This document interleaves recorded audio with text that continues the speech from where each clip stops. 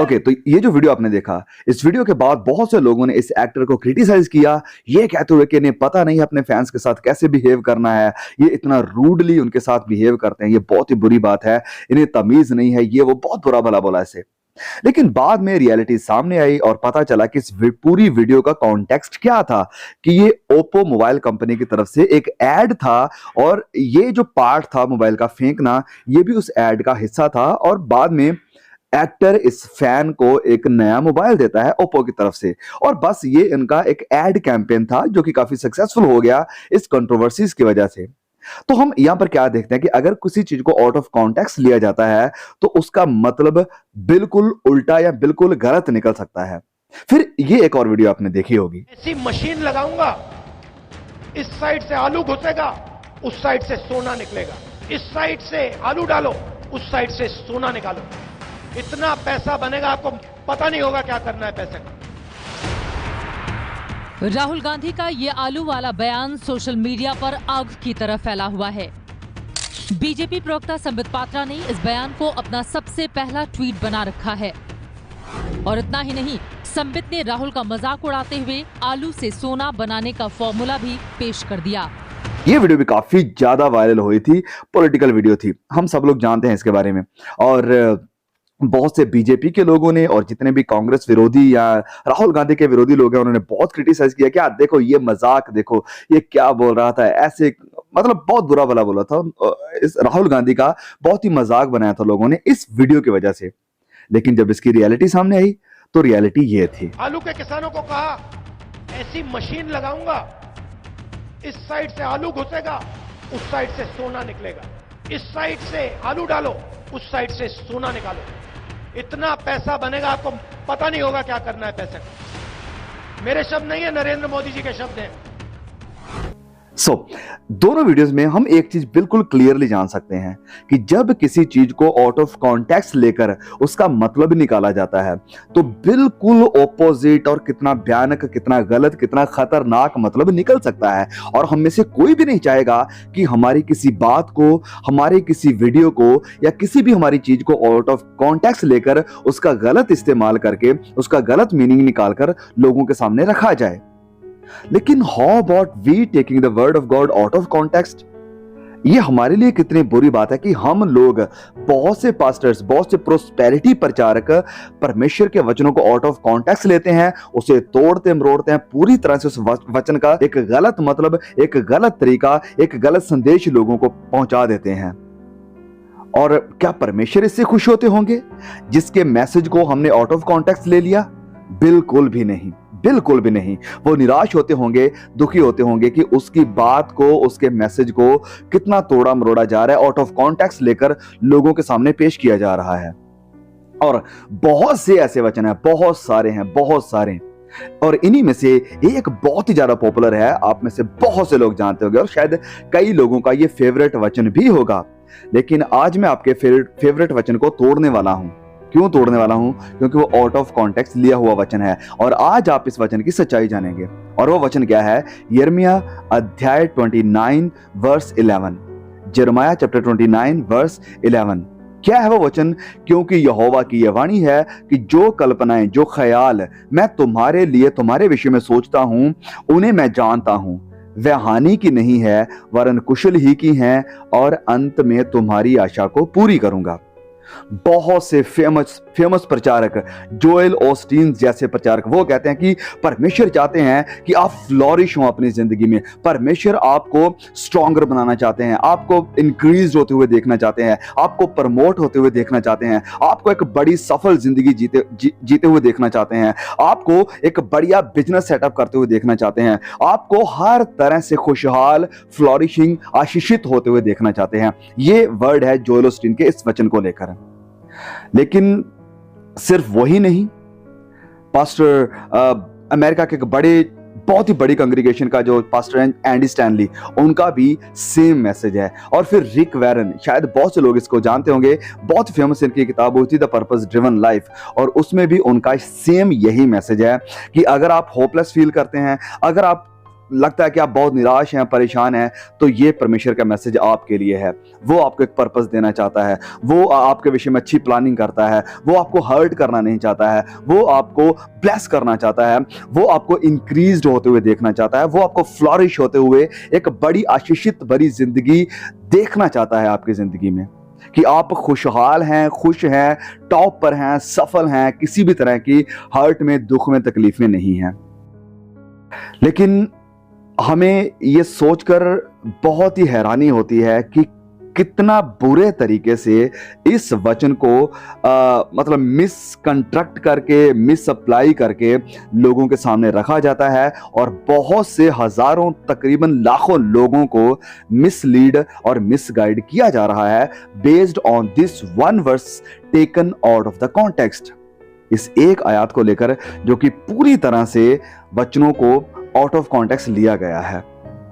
तो अगर हमें मैसेज को समझना है तो सबसे पहले हमें मैसेज देने वाले की इंटेंशन को देखना बहुत जरूरी है कि जो लिखने वाला है या जो मैसेज देने वाला है उसने क्या इंटेंशन के साथ, किस इरादे के साथ ये वचन कहा गया है। तो अगर हमें इस चीज को समझना है तो हमें सिर्फ एक ही वचन को नहीं देखना पड़ेगा, हमें पहली बात तो पूरी बुक के कॉन्टेक्स्ट को देखना पड़ेगा कि ये बुक लिखी कब जा रही है, किसको लिखी जा रही है, किसके द्वारा लिखी जा रही है। फिर हमें उस चैप्टर को देखना पड़ेगा जिस चैप्टर से वचन को लिया जा रहा है कि ये चैप्टर कर क्या रहा है, किस विषय में बात कर रहा है, क्या बात कर रहा है, किन लोगों के बारे में बात कर रहा है। तो ये जो वचन है, सबसे पहले मैं बता दूं कि ये जो वचन है यिर्मयाह अध्याय 29, ये आज हमें 21वीं सदी के मसीहों के लिए नहीं है। It is not about you. तो ये जो अप्रोच है कि परमेश्वर सब कुछ हमारे लिए करना चाहते हैं, हमारे बारे में सोचते रहते हैं, ये पूरी तरह से गलत है। हमें सबसे पहले उसके कॉन्टेक्स्ट में जाना पड़ेगा। देखिए, जो भी इस वचन को आउट ऑफ कॉन्टेक्स्ट लेकर आपको सिखाने की, बताने की कोशिश करेगा, वो ये कभी नहीं बताएगा कि यहां पर ये जो इजराइल के लोग हैं वो बाबुल की गुलामी में हैं। बाबुल जो देश है उसकी गुलामी में गए हैं और उन गुलामों को, उन कैदियों को ये मैसेज, ये वचन दिया जा रहा है। और फिर ये लोग आपको कभी नहीं बताएंगे कि इस वक्त में इजराइल का जो मंदिर था वो ढह गया था, उसे नाश कर दिया गया था, और ये जो पूरे इजरायली लोग हैं, पूरा जो देश है, वो एक बड़ी ही खतरनाक, टेरिबल सिचुएशन में है। और इस वक्त में परमेश्वर इनके साथ यिर्मयाह के थ्रू बात कर रहे हैं, जबकि इनका राजा जकड़ा गया है, पकड़ा गया है, उसकी आंखों को निकाल दिया गया है। तो उस कॉन्टेक्स्ट में ये वचन इन्हें लिखा जा रहा है। तो ये जो वचन है, वचन 11 29 वर्स 11, ये किसी भी तरह से कोई वायदा नहीं है आज हमें 21वीं सदी के विश्वासियों को ब्लेसिंग देने का, एक नई इंप्रूवमेंट भरी जिंदगी देने का, खुशहाल प्रोस्पेरस जिंदगी देने का। तो कुछ पॉइंट्स हैं, कुछ बातें हैं जो हमें यहां पर कंसीडर करनी चाहिए, देखनी पड़ेंगी कि ये जो प्रोस्पेरिटी प्रचारक हैं वो आपको कभी नहीं बताएंगे कि परमेश्वर ने इनके साथ इसी चैप्टर में वायदा ये भी किया था कि वो उनके देश में तलवार भेजेगा, महंगाई भेजेगा, मरी यानी फैमीन भेजेगा और उन्हें अपमानित करेगा।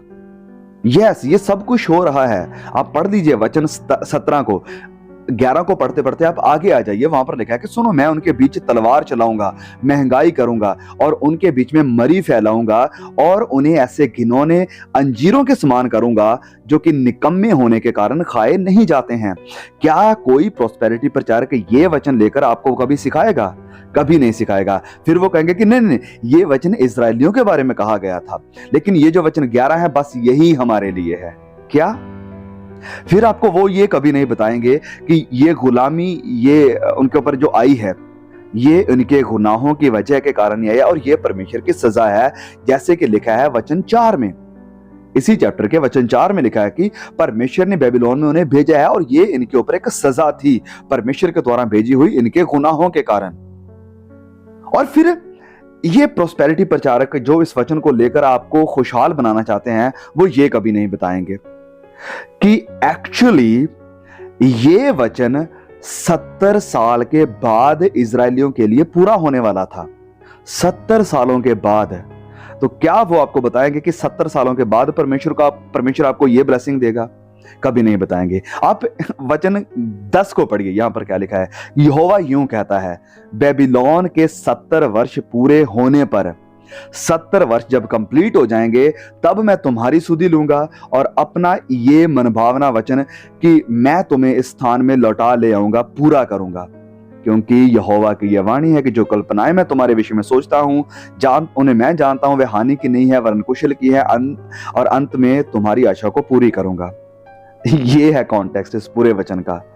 और फिर ये प्रोस्पेरिटी प्रचारक आपको ये कभी नहीं बताएंगे कि वो, यानी ये जो इजरायली लोग हैं, गुलामी में आए कैसे हैं। वो ये बात कभी नहीं बताएंगे, क्योंकि वो गुलामी में आए ही इसी कारण थे क्योंकि इन्होंने झूठे नबियों को सुना था, झूठे भविष्यवक्ताओं की बातों को मानकर इन्होंने गुनाह नहीं छोड़ा, इन्होंने अपनी जिंदगी नहीं बदली, ये परमेश्वर के लिए तैयार नहीं हुए, गलत काम नहीं छोड़े, जिसके कारण परमेश्वर ने इन्हें सजा दी, बेबीलोन को इनके ऊपर चढ़ाया और इन्हें गुलाम बना दिया। आप पढ़ना चाहते हैं इसी चैप्टर के वचन 9, 8 और 9 को पढ़ लीजिए।